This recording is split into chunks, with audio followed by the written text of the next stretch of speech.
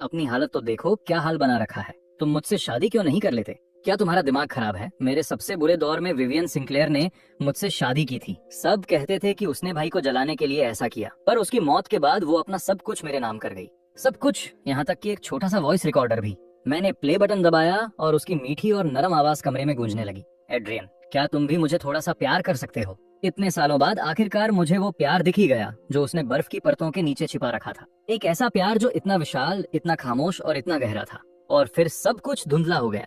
जब मैंने फिर से आंखें खोली तो मेरा पुनर्जन्म हो चुका था। मेरी गोद लेने वाली माँ मेरा हाथ पकड़कर गिड़गिड़ा रही थी। एड्रियन, प्लीज अपने भाई की जगह जेल चले जाओ। क्या तुम जाओगे? 16 साल का होने से पहले मैं हेल परिवार का वारिस था। माता पिता का दुलार और बहन का प्यार, मैंने बड़ी बेफिक्र जिंदगी जी थी। जब तक एक दिन ब्रैंडन हेल डीएनए टेस्ट लेकर हमारे दरवाजे पर नहीं आ गया, तब मुझे पता चला कि पैदा होते ही नर्स ने हमें बदल दिया था। वही हेल परिवार का असली वारिस था। मैं तो बस एक ढोंगी था, दूसरे के घोंसले में पल रहा एक पराया पंछी। मैं वहाँ से जाना चाहता था, लेकिन मेरे असली माता पिता का पहले ही देहांत हो चुका था। हेल परिवार मुझे अनाथ होते नहीं देख सकता था, इसलिए उन्होंने मुझे गोद ले लिया। मेरे सौतेले माता पिता ने मुझे अच्छे से रखा। बहन शेरी ने कभी पराया नहीं समझा और ब्रैंडन ने भी कभी परेशान नहीं किया। मैं उनका शुक्रगुजार था। लेकिन बाद में फिल्म के सेट पर ब्रैंडन की एक दूसरे एक्टर के साथ बहस हो गई। लड़ाई के दौरान वो आदमी सीढ़ियों से नीचे गिर गया। वो कोमा जैसी हालत में चला गया था। वहाँ कोई कैमरा नहीं था, पर किसी ना किसी को तो जिम्मेदारी लेनी ही थी। और मैं इत्तेफाक से वहीं था और मैंने सब कुछ देख लिया था। मेरी सौतेली माँ रोते हुए मेरे पास आई और ब्रैंडन का गुनाह अपने सिर लेने की भीख मांगने लगी। ब्रैंडन घुटनों पर गिर गया, खुद को थप्पड़ मारे और मुझसे माफी मांगी, और मैंने हाँ कह दी। मैंने ब्रैंडन का गुनाह अपने सिर ले लिया। मैं जेल गया और वो सब कुछ सहा जो मेरे हिस्से का नहीं था। शुरुआत में परिवार वाले मुझसे मिलने आते थे, कभी पछतावे में तो कभी दुख में रोते हुए, पर धीरे धीरे कोई नहीं आया। एक बार जेल में प्रोग्राम हुआ तो वार्डन ने हमसे रिहाई के बाद के प्लान पूछे। मैंने बहुत देर सोचा और फिर संभल कर लिखा, बाहर निकलने के बाद मैं मम्मी और पापा से मिलना चाहता हूँ। मेरे पास वाले कैदी ने मेरे इस सादे से जवाब पर मजाक उड़ाया। मैं बस मुस्कुरा दिया। मैंने कोई बहस नहीं की। पर जब वो दिन आया और मैं जेल से बाहर निकला तो वहाँ कोई नहीं था। सिर्फ हेल परिवार का असिस्टेंट मुझे लेने आया था। वो मुझे सीधा एयरपोर्ट ले गया। फिर उसने मुझे पैसों से भरा एक बैग दिया। वो कुछ नहीं बोला, पर मैं सब समझ गया था। मम्मी और पापा को अब मैं नहीं चाहिए था। हेल परिवार ने मुझे त्याग दिया था। मैंने वो पैसे नहीं लिए, घमंड में नहीं, बल्कि इसलिए क्योंकि मैं उन पर दोबारा कभी बोझ नहीं बनना चाहता था। उन्होंने 20 साल तक मुझे पाला था और उनके बेटे के लिए मैंने 5 साल जेल में काटे थे। हमारा हिसाब अब बराबर था। मैंने एक छोटा सा कमरा किराए पर लिया। मैंने एड़ी चोटी का जोर लगा दिया और आखिर में मुझे ऐसी नौकरी मिली जहां मेरे पुराने रिकॉर्ड से कोई फर्क नहीं पड़ता था। लेकिन सिर्फ 2 हफ्तों के बाद मुझे नौकरी से निकाल दिया गया। जब मैंने वजह पूछी तो उन्होंने कहा, तुमने गलत आदमी से पंगा ले लिया है। मैं सन्न रह गया। मेरे पास कहने को कुछ नहीं था। वो गलत इंसान जिसके खिलाफ मैं गया था, हेल परिवार के सिवा और कौन हो सकता था? उस दिन मैं अपना बैग लिए सड़कों पर भटक रहा था। हल्की बूंदाबांदी हो रही थी। हवा के साथ ठंडी बूंदें मेरे चेहरे पर गिर रही थीं। जब मैं चौराहे से गुजरा तो एक बड़ी स्क्रीन पर ब्रैंडन को दिखाया जा रहा था। मैं रुक गया और ऊपर देखने लगा। अवार्ड्स के स्टेज पर वो बहुत ही हैंडसम और आत्मविश्वास से भरा दिख रहा था। उसका जलवा चारों तरफ बिखरा हुआ था। कैमरा घूमा और मुझे मेरे सौतेले माता पिता दिखाई दिए। वे आंखों में आंसू लिए उसे ऐसे देख रहे थे जैसे दुनिया का सबसे अनमोल खजाना देख रहे हो। उनकी आंखों में सिर्फ प्यार था। मुझे नहीं पता क्यों, पर अचानक मुझे वो पहली बार याद आई जब माँ जेल में मुझसे मिलने आई थी। उन्होंने देखा कि मैं कितना कमजोर हो गया हूँ और उन्होंने रोते हुए वादा किया था, जब तुम बाहर आओगे तो माँ पूरी जिंदगी तुम्हारा ख्याल रखेगी। माँ तुमसे प्यार करती है। पर 2 साल पहले जब मैं उनसे आखिरी बार मिला था तो उनके चेहरे पर सिर्फ थोड़ा सा पछतावा था। एड्रियन, ब्रैंडन और विवियन सिंक्लेयर की सगाई हो रही है। वो उससे बहुत प्यार करता है। बाहर निकलने के बाद क्या तुम ये शहर छोड़ सकते हो? हम नहीं चाहते कि सिंक्लेयर परिवार को तुम्हारे अतीत के बारे में कुछ पता चले। विवियन सिंक्लेयर, उस खानदान की वारिस। जेल में हमारे पास टेलीविजन था। मैं कभी कभी ब्रैंडन और विवियन की मोहब्बत के चर्चे सुना करता था। कहते थे कि विवियन मशहूर सोशलाइट थी, पर ब्रैंडन के लिए उसने अपनी जिंदगी बदल ली। उसने मनोरंजन की दुनिया में कदम रखा जिसे वो नापसंद करती थी, उसे अवार्ड्स दिलाए, उसके लिए रास्ते बनाए और उसे ऊंचाइयों पर पहुंचाया। कभी कभी मुझे ब्रैंडन से जलन होती थी। मुझे जलन थी कि उसके पास प्यार करने वाले माता पिता और चाहने वाली गर्लफ्रेंड थी। कुछ ही सालों में उसके पास करियर और प्यार सब कुछ था। मेरी तरह नहीं, न माता पिता, न करियर, न हमसफर और न कोई प्यार करने वाला।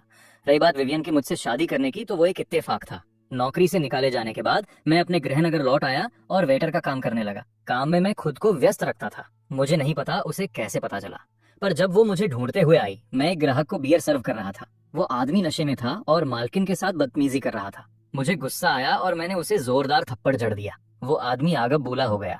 उसने मुझे लात मारकर जमीन पर गिरा दिया। टूटी हुई बोतलें और गर्म खाना मुझ पर गिर गया, जिससे मेरी खाल जलने लगी। उसका मन अभी भी नहीं भरा था। वो गालियां देता रहा और मुझ पर फिर से हाथ उठाने ही वाला था कि अगले ही पल सन्नाटा छा गया। मैंने आंखें खोली और मेरी नजर विवियन की चमकती आंखों से टकराई। उसने एक हल्की सी मुस्कान दी जिसमें कोई खास गर्मजोशी नहीं थी। एड्रियन, क्या तुम इतने गिर गए हो? मैं खड़ा हुआ, कपड़ों से खाना साफ किया, सिर हिलाया और उसके पास से निकलने लगा। पर कुछ ही कदम बाद पीछे से उसकी आवाज आई, एड्रियन। मैं पीछे मुड़ा। अपनी हालत तो देखो, क्या हाल बना रखा है। तुम मुझसे शादी क्यों नहीं कर लेते? क्या तुम्हारा दिमाग ठिकाने है?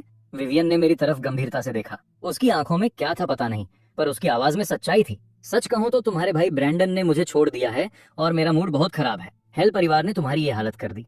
हम खुद को पीड़ितों का गठबंधन कह सकते हैं।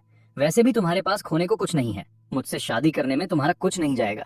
डर किस बात का है? मैंने इस बारे में सोचा। मैंने कुछ नहीं कहा। वो शांति से इंतजार करती रही। ठंडी हवा चली और मैं बिना सोचे ही कांप उठा। विवियन ने अपना कीमती कोट उतारा और मेरे कंधों पर डाल दिया। उस पल मेरी सांसों में उसकी हल्की सी खुशबू बस गई।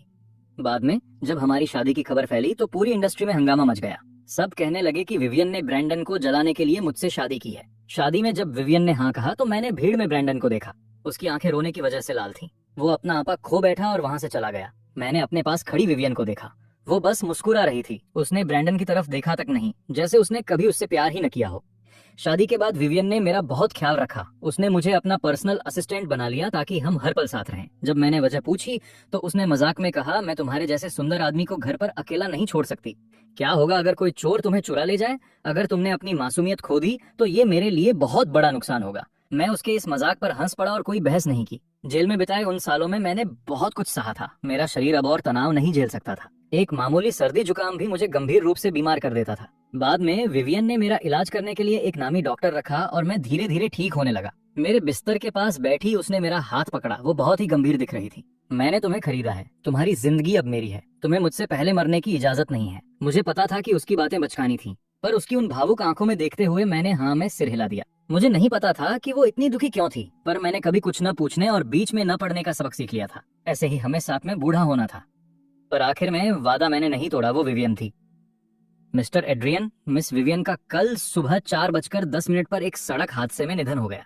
उन्हें बचाया नहीं जा सका। जब मैंने अस्पताल का दरवाजा खोला तो मिस्टर और मिसेज सिंक्लेयर बुरी तरह रो रहे थे। मैंने विवियन का अंतिम संस्कार खुद किया। हमारी शादी के 5 साल बाद भी कई लोगों ने हमें स्वीकार नहीं किया था। खासकर ब्रैंडन का प्यार नफरत में बदल गया था और वो बस मेरी बर्बादी का इंतजार कर रहा था। जब विवियन के माता पिता वहां से गए तो वो टूट चुके थे। अब उनमें वो पहले जैसा गर्व नहीं था। एक हफ्ते बाद विवियन के वकील अटॉर्नी चेस विरासत के कागजात लेकर मेरे पास आए। जाते जाते उन्होंने मुझे एक छोटा वॉइस रिकॉर्डर थमाया। ये मिस सिंक्लेयर का था। इसे ठीक कर दिया गया है। मुझे यकीन है कि आप इसे चाहेंगे। विवियन ने अपनी वसीयत में अपनी सारी संपत्ति और शेयर मेरे नाम कर दिए थे। मैंने रिकॉर्डर प्ले किया। ये विवियन की कोमल आवाज थी। एड्रियन, मैंने तुमसे शादी ब्रैंडन को नीचा दिखाने के लिए नहीं की थी। मैं सच में तुमसे प्यार करती हूँ। मैं एक पल के लिए सुन्न रह गया, लेकिन मेरे अंदर एक अजीब सी शांति थी, जैसे मुझे ये हमेशा से पता हो। शायद तुम भूल चुके हो कि हम पहले भी मिल चुके हैं। स्कूल में तुम सबके चहेते और शानदार सीनियर थे जिसे हर टीचर पसंद करता था। मेरी मेंटर हमेशा तुम्हारी बातें करती थी। जब भी वो तुम्हारे टीचर से मिलकर आती तो मुझसे कहती, विवियन, मैं तुम्हें अभी नहीं देखना चाहती, मुझसे दूर रहो। मैं अनजाने में ही हल्का सा मुस्कुरा दिया, मगर अगले ही पल मेरी वो मुस्कुराहट गायब हो गई। मुझे तब तुम पर गुस्सा आता था, पर मैं तुम्हें देखना बंद नहीं कर पाती थी। मुझे अपनी भावनाओं पर शर्म आती थी, मगर फिर झूठे हमलों के आरोप में तुम्हें जेल भेज दिया गया। मुझे कभी यकीन नहीं हुआ। मुझे सच जानना ही था, मगर हेल परिवार ने सारे सबूत मिटा दिए थे, इसलिए मैंने ब्रैंडन पर नजरें टिका ली। तो विवियन और ब्रैंडन की मशहूर प्रेम कहानी महज एक पर्दा थी ताकि वो सच जान सके। विवियन को अंदाजा नहीं था कि ब्रैंडन इतना शातिर होगा, पर उसे कुछ सुराग मिल ही गए। मुझे अचानक अपनी शादी से पहले की बात याद आई। विवियन ने मुझसे बड़ी उम्मीद से पूछा था, एड्रियन, क्या तुम बदला लेना चाहते हो? मैंने अपना सिर हिला दिया था। नहीं, अब हिसाब बराबर है। इतने वक्त बाद अब मुझे सब समझ आ रहा है। उस दिन उसे सच का पता चल चुका था। उसने मेरे लिए सच ढूंढा और फिर मेरे ही लिए उसे दफन कर दिया। उसने जो किया मेरे लिए किया। मेरे अंदर जज्बातों का सैलाब उमड़ पड़ा।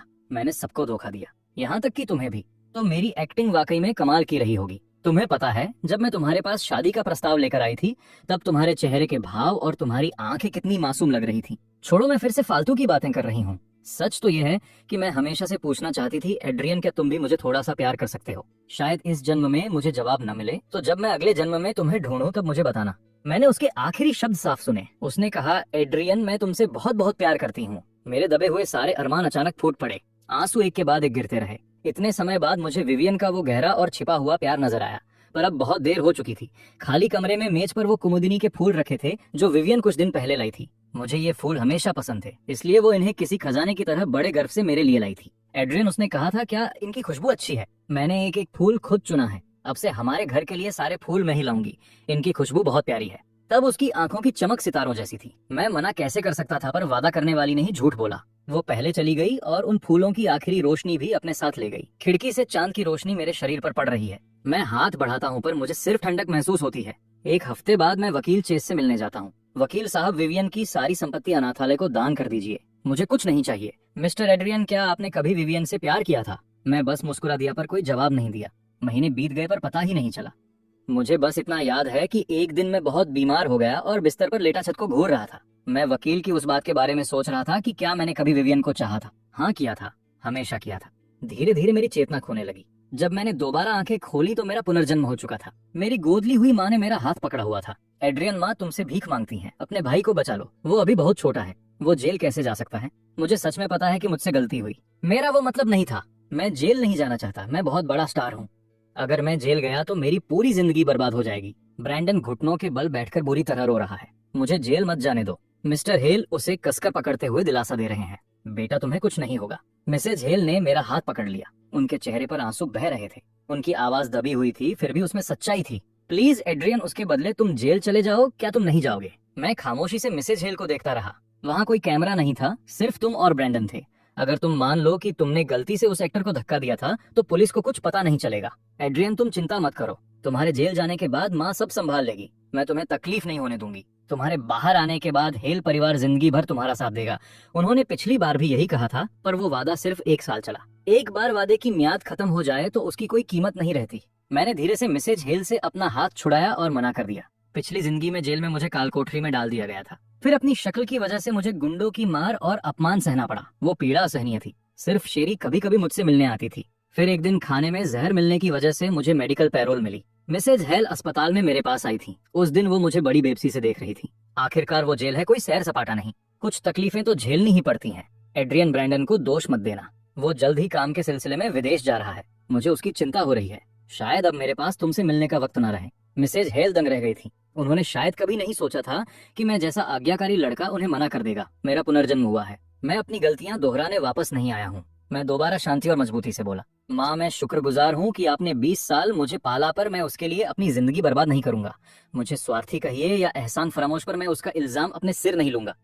एड्रियन, मेरे इनकार ने मिस्टर हेल को आग बबूला कर दिया। हेल परिवार के एहसानों का फायदा उठाने के बाद तुम कर्ज चुकाने के लिए एक उंगली तक नहीं उठाओगे। मिसेज हेल और ब्रैंडन ऐसे रो रहे हैं जैसे उनका दिल टूट गया हो, पर जब उन्होंने देखा कि मैं नहीं मानूंगा तो उन्हें डर लगा कि मैं भाग जाऊंगा। इसलिए उन्होंने मुझे कमरे में बंद कर दिया। सिर्फ शेरी पूरे वक्त खामोश रही। पिछली जिंदगी की तरह ही मिसेज हेल ने मेरा फोन छीन लिया, पर उन्हें नहीं पता कि मेरे पास एक दूसरा फोन भी है। मैंने वो फोन निकाला। फ्रैंक की खबर हर तरफ छाई हुई है। वो एक्टर जो कल जख्मी होकर कोमा में चला गया था। सुराग बहुत कम है। एक फोटोग्राफर ने किसी की पीठ की धुंधली तस्वीर खींची थी और साथ में ये लिखा था, ब्रैंडन और उसका भाई एड्रियन कुछ देर के लिए फ्रैंक के साथ अकेले थे। पुलिस अब आती ही होगी। मैंने अपने फोन में एक जाना पहचाना नंबर डायल किया। मैं उन नंबरों को देखता रहा, पर आखिर में मैंने कॉल नहीं किया। मेरे अंदर एक डर था कि शायद दूसरी तरफ वो इंसान न हो जिसे मैं जानता था, और डर ये भी था कि अगर ये सपना टूटा तो मैं उसे कभी नहीं देख पाऊंगा। मैं खड़ा हुआ और पर्दे हटा दिए। सूरज की गुनगुनी रोशनी मुझ पर पड़ रही थी। बाहर पुलिस खड़ी थी और मिस्टर हेल की नजरें मुझ पर टिकी थी। मैं विवियन को मदद के लिए मैसेज नहीं करूंगा। पिछले जन्म में उसने मुझे बचाया था। इस जन्म में मैं खुद को बचाऊंगा और उसके पास पूरे सम्मान के साथ जाऊंगा। महोदया, कृपया दोबारा बताएं कि हादसे के वक्त आप कहाँ थी? पुलिस सवाल पूछ रही थी। मैंने मिसेज हेल की गिड़गिड़ाती आंखों को नजरअंदाज कर दिया। पिछली बार ये केस जल्दी बंद हो गया क्योंकि मैंने खुद जुर्म कबूल किया और अपने बेगुनाही के सबूत भी मिटा दिए थे, पर इस बार मैं वैसी बेवकूफी नहीं करूंगा। 20 साल का एहसान मैं पिछले जन्म में ही चुका हूँ। अब मैं उन्हें नफरत न दूं, यही बहुत है। मेरी शांति के मुकाबले ब्रैंडन बहुत घबराया हुआ और गुनहगार लग रहा है। जब ब्रैंडन को ले जाया जा रहा था तब मिसेज हेल चिल्लाई, उसे छोड़ दो, मेरे बेटे को जाने दो। मिस्टर हेल का चेहरा गुस्से से काला पड़ गया था। वो मुझे किसी दुश्मन की तरह देख रहे थे। ऐसा लग रहा था जैसे वो मुझे चीर देंगे। हमें इसे थाने ले जाना होगा। बेटा, डरो मत, हम इसे सुलझाने का रास्ता निकाल लेंगे। तभी शेरी मेरे पास आई। उसने धीरे से कहा, हेल परिवार में अब तुम्हारे लिए कोई जगह नहीं बची। ये घर छोड़ दो। क्या तुम मुझे दोष देती हो? शेरी रुकी। उसने कोई जवाब नहीं दिया। वो बस मुझे देखती रही। एड्रियन, तुम भी मेरे भाई हो। उसने पिछले जन्म में भी यही कहा था। उसने मुझे इल्जाम अपने सिर न लेने की सलाह दी थी। जब मैंने पूछा था क्यों, तो उसने मेरी तरफ देखा था। उसकी आंखों में एक अजीब सी दया और कोमलता थी। तब मैंने उसकी बात नहीं मानी थी, पर इस बार मैंने उसकी सुनने का फैसला किया है। मिस्टर और मिसेज हेल अब मुझसे बहुत नफरत करते होंगे। यहाँ ज्यादा रुकना बस नई मुसीबत को दावत देना होगा। शेरी, अपना ख्याल रखना। एड्रियन, इस बार खुद के लिए जीना। मैं अपना सामान पैक करता हूँ और हेल हाउस से बाहर निकल जाता हूँ। फिर मैं उस सड़क पर चलने लगता हूँ जो चिनार के गिरे हुए पत्तों से ढकी है। मैं सामने देखता हूँ, हवा चलती है और पत्तों को उड़ा ले जाती है। ठीक इसी पल सूरज की गुनगुनी और कोमल रोशनी मुझ पर पड़ती है और तभी अचानक मेरे सामने एक चेहरा आ जाता है। एड्रियन, तुम कहाँ जा रहे हो? मैं वहीं जम जाता हूँ। हाँ, मेरे सामने खड़ी औरत विवियन ही है, लेकिन काफी कम उम्र वाली विवियन। पुरानी यादें मेरे दिमाग में बिजली की तरह कौंध जाती हैं। मेरा दिल जोरों से धड़क रहा है। मेरा मन उससे अपनी नजरें हटाने को नहीं कर रहा, एक सेकंड के लिए भी नहीं। तुम एक बड़े मर्द होकर रो क्यों रहे हो? क्या कुछ हुआ है? क्या मैं रो रहा हूँ? किस बात के लिए? उसे दोबारा देखकर मुझे खुश होना चाहिए, लेकिन पिछले जन्म के मेरे दिल में दबे सारे जज्बात अब आंसू बनकर बह रहे हैं। वे मेरे सीने से उमड़कर बाहर आ रहे हैं। मैं उन्हें रोक नहीं पा रहा। बोलने से पहले विवियन की नजर 2 सेकंड के लिए मेरे सूटकेस पर टिकती है। एड्रियन, क्या तुम घर से भाग आए हो? मैं उसे आधा सच बता देता हूँ। हाँ, मैं बस भाग आया। क्या तुम मुझे कुछ रातों के लिए अपने पास रखोगी? जरूर। अगर तुम आने की हिम्मत रखते हो तो मैं रखने का दम रखती हूँ। बस ऐसे ही मैं विवियन के साथ उसके अपार्टमेंट चला जाता हूँ, जो रुखा और सादा है, बिल्कुल उसी के अंदाज जैसा। पिछले जन्म में विवियन की मौत के बाद मैं कुछ समय तक यहीं रहा था। मुझे यहाँ के कोने कोने का पता है। मैं सीधा अपार्टमेंट के पीछे वाले बाथरूम की तरफ जाता हूँ, कुछ पुरानी यादें ताजा करने और कुछ मातम मनाने। आईने में अपनी सूजी हुई आंखें और बिगड़ा हुआ हुलिया देखकर मैं धीरे से एक आह भरता हूँ। मुझे थोड़ी शर्मिंदगी महसूस होती है। मैंने तय किया था कि विवियन का सामना पूरी शान से करूंगा, पर जब भी हम मिलते हैं मैं हमेशा इतना बेहाल ही क्यों होता हूँ? जब मैं बाथरूम से निकलता हूँ, विवियन दीवार के सहारे खड़ी इंतजार कर रही होती है। वो पूछती है कि क्या हुआ। मैं उसे शांति से सब कुछ बता देता हूँ। ऐसा कुछ भी नहीं है जो मैं उससे छिपाऊं। सुनने के बाद विवियन रुकती है। तो हेल परिवार चाहता है कि तुम सारा इल्जाम अपने सिर ले लो। मैं सिर हिलाता हूँ, लेकिन मैंने मना कर दिया। ये इतनी आसानी से खत्म नहीं होने वाला। फ्रैंक अभी भी कोमा में है और अभी तक कोई पुख्ता सबूत नहीं मिला है। जब तक वो होश में नहीं आता, केस बंद नहीं हो सकता। भले ही ब्रैंडन अब मुख्य संदिग्ध है, लेकिन तुम पूरी तरह से खतरे से बाहर नहीं हो। बोलते समय उसका चेहरा और भी गंभीर हो जाता है। मैं अचानक उसकी बात काटता हूँ। विवियन, मुझे थोड़ी भूख लगी है, मेरे लिए कुछ खाने को लाओ। मेरी चमकती और तनाव मुक्त आंखों को देखकर वो बेबसी से आभरती है। मैं अभी खाना बनाने जाती हूँ, थोड़ा इंतजार करो। मैं सिर हिलाता हूँ। पिछले जन्म में मुझे पेट की गंभीर बीमारी थी, इसलिए विवियन ने सेहतमंद खाना बनाना सीखा और रोज मेरे लिए खाना बनाती थी। उसका खाना बहुत लाजवाब होता था। मैं मानता था कि उसे हमेशा से खाना बनाना आता है, पर अब उसे चिपके हुए नूडल्स का गुच्छा लाते देख मुझे एहसास हुआ कि विवियन एक रईस खानदान की बेटी थी जिसकी हमेशा सेवा हुई थी। उसे शुरू से खाना बनाना कैसे आ सकता था? उसने मेरे लिए ये सीखा था। सब कुछ हमेशा मेरे लिए था। मैं अपनी चॉपस्टिक्स उठाता हूँ और एक निवाला लेता हूँ। विवियन मुझे उम्मीद भरी नजरों से देखती है। उसकी आंखें तारों जैसी खूबसूरत हैं, बिल्कुल मेरी यादों में बसी उस औरत की तरह जिसने एक बार मुस्कुराकर पूछा था कि क्या मैं उससे प्यार करता हूँ। मैं अपने सीने की कड़वाहट दबाकर सिर झुकाता हूँ और जोर से हाँ कहता हूँ। ये अच्छा है, थोड़ा नमकीन है, पर मुझे ये पसंद है। क्योंकि मैंने कहा कि ये नमकीन है, वो पूरा कटोरा कचरे के डिब्बे में फेंक देती है। फिर वो चॉपस्टिक्स उठाती है और खुद चखने की कोशिश करती है। अगले ही पल चॉपस्टिक्स भी कचरे में चली जाती हैं। ये तो बहुत बुरा है। मुझे खाना बनाना नहीं आता, पर क्या ये वाकई इतना बुरा है? कोई बात नहीं, भविष्य में तुम्हारा बनाया खाना बहुत शानदार होगा। तुम ऐसा क्यों कह रहे हो? क्योंकि मैं तुम्हारा इकलौता खाने वाला हूँ। एड्रियन, भविष्य में मैं तुम्हारी क्या लगूंगी? मेरी जीवन साथी, वो जिसे मैं सबसे ज्यादा प्यार करता हूँ। मुझे लगा था कि विवियन हैरान होगी या सवाल पूछेगी, पर उसके चेहरे के हाव भाव थोड़े नरम पड़ जाते हैं। उसकी आंखें झुकती हैं और होठों पर मुस्कान आ जाती है। ये तो अच्छी बात है। उसकी हमेशा की बेपरवाही गायब हो जाती है और उसकी जगह एक सच्चाई आ जाती है। बस इसी तरह मैं 2 हफ्तों तक विवियन के घर पर रहता हूँ। सबसे अच्छी बात उसका घर आने का इंतजार करना है।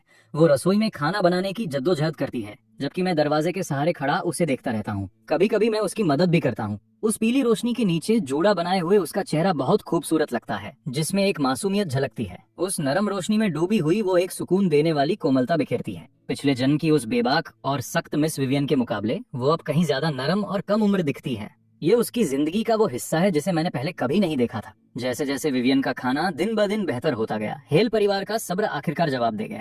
मुझे लगा था कि हेल परिवार ब्रैंडन को बिना लड़े जेल नहीं जाने देगा, पर मुझे ये उम्मीद नहीं थी कि वे फ्रैंक के मैनेजर को रिश्वत देकर मुझे असली गुनहगार बता देंगे। कितनी बेशर्मी है, कितनी घटिया बात है। एड्रियन हमारी सगी संतान नहीं है, उसे जन्म के समय बदल दिया गया था। ब्रैंडन हमारा असली बेटा है। ब्रैंडन मेरा अपना खून है, लेकिन उसने अपनी जिंदगी में बहुत दुख झेले हैं। अब उसे फंसाकर जेल भेजा जा रहा है। एड्रियन, तुमने वाकई मेरा दिल तोड़ दिया है। रोना बंद करो माँ, उदास मत होइए। एड्रियन से शायद नासमझी में ये गलती हो गई होगी। अगर मैं उसके बदले सजा काट सकता तो मैं खुशी खुशी ऐसा करता, ताकि वो आपके साथ रह सके। जिसकी गलती है उसे ही जिम्मेदारी लेनी होगी। जो तुम्हारा बोझ नहीं है उसे तुम्हें उठाने की जरूरत नहीं। मैं समझ गया। अपना सिर उठाओ ब्रैंडन, उनका सामना करो, डरो मत। एड्रियन, हेल परिवार ने इतने सालों तक तुम्हें पाला है। हम उम्मीद करते हैं कि तुम आगे आओगे और अपनी गलती का प्रायश्चित करोगे। वीडियो रिलीज होते ही इंटरनेट पर मेरे खिलाफ गुस्से की लहर दौड़ जाती है। लोग मुझे एहसान फरामोश कह रहे हैं। वे कहते हैं कि मैं अपनी हरकतों की जिम्मेदारी नहीं लेता। वे मुझे गद्दार कहते हैं जिसने उसी थाली में छेद किया जिसमें खाया। मेरे निजी अकाउंट्स भी ढूंढ लिए गए हैं। रोज मेरे इनबॉक्स में गालियों की बाढ़ आ जाती है। मैं उन लोगों को जवाब देता हूँ जो परवाह करते हैं और उन सबको ब्लॉक कर देता हूँ जो मुझसे जुर्म कबूल करने को कहते हैं। पुराने सहपाठी भी फोन करके मेरा हाल पूछ रहे हैं। बाहर की दुनिया में हंगामा मचा है, लेकिन मैं कुछ नहीं करता। हेल परिवार चाहे जितना भी तूफान खड़ा कर ले, जब तक पुलिस ने मुझे समन नहीं भेजा मैं बेगुनाह हूँ। पैनिक होकर खुद को साबित करने के जाल में क्यों फंसना। एक दिन विवियन को खबर मिलती है। वो घर भागती हुई आती है और घुसते ही कहती है, एड्रियन मैं तुम्हारी मदद कर सकती हूँ। मैं थोड़ा मुस्कुराता हूँ, कहता हूँ कि जरूरत नहीं, पर बोलते बोलते न जाने क्यों मुझे पिछले जन्म की हमारी एक जोरदार बहस याद आ जाती है। मैं इसे जोरदार कह रहा हूँ, पर असल में विवियन मेरे लिए इतनी अच्छी थी कि बहुत से लोग उससे जलने लगे थे। किसी ने मेरी जेल जाने की कहानी लीक कर दी थी और इंटरनेट गालियों से भर गया था। अंत में बात एक ही चीज पर अटकी कि मैं विवियन के लायक नहीं था। विवियन मेरे लिए उन अफवाहों को मिटाना चाहती थी, इसलिए वो चाहती थी कि हम एक साथ प्रेस कॉन्फ्रेंस करें और अफवाह फैलाने वालों पर केस करें। लेकिन मुझे लगा ये बेकार है।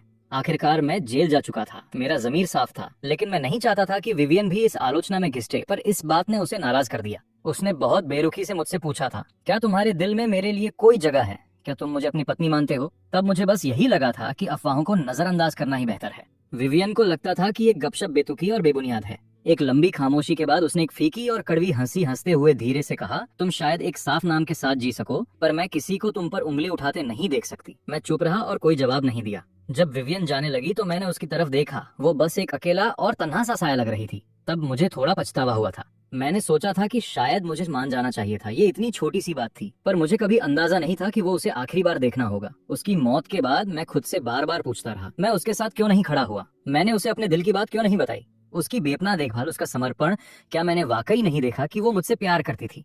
मुझे पता था, मुझे सब पता था, पर मैं एक स्वार्थी कमीना था जिसने प्यार को बस एक हक समझ लिया था। मुझे यकीन था कि विवियन अंत तक मेरे साथ रहेगी। मैं स्वार्थी होकर उसके प्यार में डूबा रहा, पर उसके जाने तक मैंने कभी उसके बेचैन दिल को सुकून देने की कोशिश नहीं की। मैंने प्यार क्या होता है ये तो सीख लिया, पर यह एहसास बहुत देर से हुआ। सबसे बेरहम चीज यह है कि कबूल करने का मौका कभी न मिले और उसे हमेशा के लिए खोने से पहले करीब न आ पाना, बिना किसी दूसरे मौके के। ये दोबारा जन्म मिलना मेरे लिए ईश्वर का वरदान है, सब कुछ ठीक करने का एक मौका। मैं विवियन को गले लगा लेता हूँ और बहुत ही धीमी आवाज में कहता हूँ, हाँ मेरी मदद करो। मैं उसे देखता हूँ, मेरा दिल अनगिनत जज्बातों से भर जाता है। पिछले जन्म के वो धुंधले टुकड़े और रिकॉर्डर से सुनी उसकी वो शर्मीली और कोमल बातें एक साथ मिलकर मेरे सीने में एक मीठा सा दर्द भर देती हैं।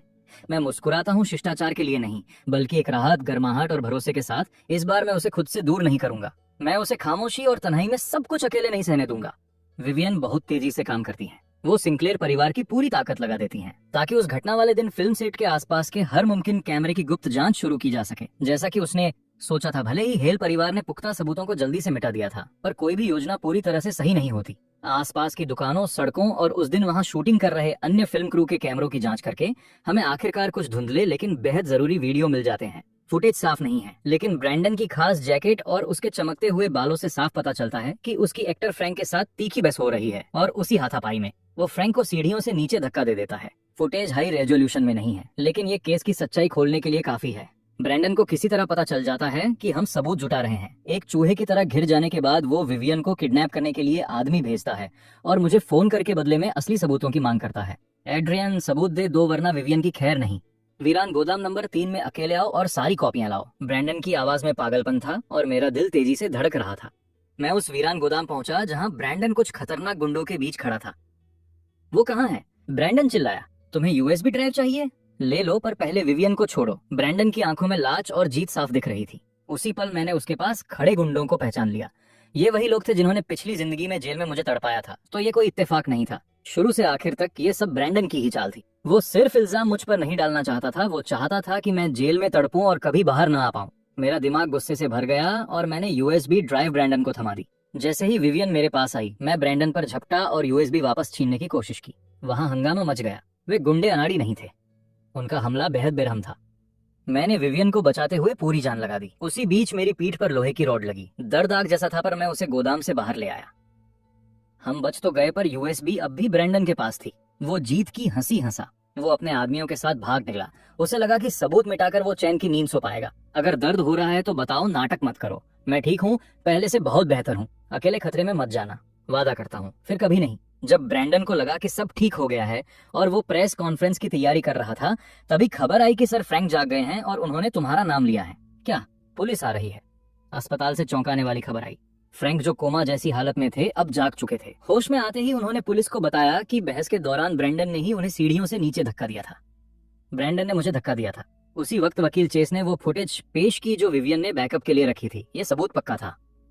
ब्रेंडन के जुर्म सबके सामने आ गए। पुलिस तुरंत ब्रेंडन को गिरफ्तार करने पहुंची। वो घबराकर अपनी कार में भागा और पागलों की तरह गाड़ी चलाने लगा। पीछा करने के दौरान उसका एक्सीडेंट हो गया और उसकी मौके पर ही मौत हो गई। उसके गुंडे भी विवियन के अपहरण और मुझ पर हमले जैसे कई जुर्मों में पकड़े गए और पुलिस ने उन सबको दबोच लिया। जब मिसेज हेल को ब्रेंडन की मौत का पता चला तो वो इसे बर्दाश्त नहीं कर पाई। उनका मानसिक संतुलन पूरी तरह बिगड़ गया। वो गहरे सदमे में चली गईं और दिन भर रोती रहती। इतने दुख और झटकों के बाद मिस्टर हेल को सब साफ दिखने लगा। उन्हें अपनी पुरानी जिद और बेरुखी पर बहुत पछतावा हुआ। अगर सुधार की कोई गुंजाइश है तो मैं जरूर करूंगा। इस दुख भरी जगह को छोड़ने के लिए उन्होंने विदेश जाने का फैसला किया। शेरी ने मजबूती से हेल परिवार का बिजनेस संभाल लिया। परिवार की बेड़ियों से आजाद होकर वो अपनी जिंदगी जीने लगी। अब मैं हेल खानदान का नाम दोबारा रोशन करूंगी। एक सुनहरी दोपहर में मैं विवियन को अपने नए लिली के फूलों को संवारते हुए देख रहा था। धूप और छांव के बीच उसका चेहरा बेहद खूबसूरत लग रहा था। मेरा दिल खुशियों से भर गया। मैं उसके पास गया और उसे पीछे से अपनी बाहों में भर लिया। उसके कंधे पर सिर रखकर मैंने फुसफुसाया, विवियन, क्या मैंने बताया कि मैं तुमसे कितना प्यार करता हूँ? विवियन की आंखें चमक उठी। मैं भी तुमसे प्यार करती हूँ एड्रियन। 2 जन्मों की मुश्किलों के बाद आज हमारे दिलों का प्यार खुलकर बाहर आ रहा था। पहाड़ों, समंदर और वक्त की दूरियों को पार कर अब हमें कोई जुदा नहीं कर सकता। सब कुछ ठीक होने के बाद विवियन के साथ मेरी जिंदगी में सुकून लौट आया। हम अक्सर साथ बैठते, एक दूसरे को मुस्कुरा कर देखते। मैं एक पुनर्जन्म पाई हुई रूह हूँ। जब मैं वापस लौटी मैं सीधे हिल परिवार के पास गई, पर वहाँ सब कुछ पहले जैसा शांत था। एड्रियन अब भी स्कूल का वो सबसे काबिल लड़का था जिसका दिल पिछली जिंदगी में बुरी तरह टूट चुका था। एड्रियन खुद को कभी सुरक्षित महसूस नहीं करता था। जेल बहुत भयानक थी। जलनखोर लोग उससे नफरत करते थे और कैदी उसे आधी रात में तड़पाते थे। इसलिए रिहा होने के बाद भी जरा सी आहट पर उसकी नींद खुल जाती थी। वो पूरी रात जागता रहता पर दिन में अपना काम बखूबी करता। मेरा एड्रियन बर्फ जैसा नाजुक है पर चीड़ के पेड़ जैसा मजबूत भी। वो ऐसा दिखता है जैसे रोशनी की किरण उसे पिघला देगी, पर सच तो ये है कि वो अटूट है। मैं उससे प्यार और उसकी इज्जत करती हूँ। समारोह में एड्रियन स्टूडेंट काउंसिल प्रेसिडेंट के तौर पर खड़ा था। मैं दूर बैठकर उसे देख रही थी। उसका जलवा हर तरफ बिखरा था और मैं पूरी तरह उसकी बातों में खो गई थी। ये एड्रियन मेरी यादों वाला वो मासूम टॉपर छात्र था। स्टेज पर खड़े होकर हवा उसके बालों को सहला रही थी। सूरज की किरणें उसे सुनहरा बना रही थीं और मैं चाहती थी कि वो पल वहीं रुक जाए। काश मेरे एड्रियन को फिर कभी वो तकलीफें न झेलनी पड़े। उसकी मुस्कान और उसका दुख हमेशा सच्चा हो और उसे कभी अफवाहों या मजाक का सामना न करना पड़े। मुझे पता था ब्रेंडन मुसीबत खड़ी करेगा, इसलिए मैंने पहले ही इंतजाम कर लिया था। मैंने उस जगह एक छुपा हुआ कैमरा लगवा दिया था। मेरा प्लान सही वक्त पर फुटेज दिखाकर एड्रियन को हेल परिवार की बेड़ियों से आजाद करना था, पर इस बार उसने वो गलती नहीं की। उसने इल्जाम लेने से मना कर दिया और एक छोटा सूटकेस लेकर उस घर से बाहर निकल आया जो कभी उसका अपना था ही नहीं। मैंने उसे शांत गलियों में चलते देखा जहां सूखे पत्ते बिखरे हुए थे। उसके जूतों के नीचे सूखे पत्तों के कुचलने की साफ आवाज आ रही थी। धूप में उसकी परछाई लंबी और मजबूत दिख रही थी। मुझे एहसास हुआ कि एड्रियन का भी पुनर्जन्म हुआ है। मैं उसे घर ले आई ताकि देख सकूं वो सब कैसे संभालेगा। मैं देखना चाहती थी कि वो हेल परिवार से कैसे निपटता है। मैंने अनजान बनने का नाटक किया। मैं जानबूझकर किचन में देर तक उलझी रही। मैं उसे अपना एक अधूरा सा पहलू दिखाना चाहती थी ताकि वो मेरे करीब आ सके। जब मैंने उसके सामने वो अजीब से नूडल्स रखे तो वो दंग रह गया और तभी मेरे दिल के अरमानों ने उसे राह दिखाना शुरू किया। मैं चाहती थी कि उसे सालों से छुपे मेरे प्यार का एहसास हो। मैं चाहती थी कि उसका दिल मेरे लिए धड़के। मुझे खुश होना चाहिए था क्योंकि मैं 2 जन्मों से इसी पल का इंतजार कर रही थी। पर जैसे ही मैंने उसकी आंखें नम देखी, मेरी सारी चालाकी गहरे दुख में बदल गई। जाने दो, प्यार कोई खेल नहीं था। मैं उससे प्यार करती हूँ और उसका प्यार मिलना अब उतना जरूरी नहीं रहा। जब ब्रेंडन ने मेरा अपहरण किया मुझे पता था एड्रियन आएगा। मैं उसे जानती हूँ पर मैं नहीं चाहती थी कि वो आए क्योंकि ये बहुत खतरनाक था। मगर इस बार वो खामोश नहीं रहा और मेरे लिए उसने सबसे खतरनाक रास्ता चुना। आखिर में एड्रियन ने मेरा हाथ थामा और हम उस गोदाम से बाहर निकल आए। उस दिन एड्रियन ने मुझे अपनी बाहों में भर लिया। उसने मुझे जोर से पकड़ा था और उसकी कांपती हुई सांसें मेरी गर्दन पर महसूस हो रही थी। विवियन, क्या मैंने कहा कि मैं तुमसे कितना प्यार करता हूँ? उस पल मेरे सालों के इंतजार को ठिकाना मिल गया और मैंने उसे जवाब दिया, मैं भी तुमसे प्यार करती हूँ एड्रियन। कहते हैं कि प्यार करने वाली रूहें एक दूसरे को ढूंढ ही लेती हैं। मुझे यकीन है कि हमारे दोबारा मिलने के दिन की वो धूप दुनिया की सबसे सुकून भरी रोशनी थी।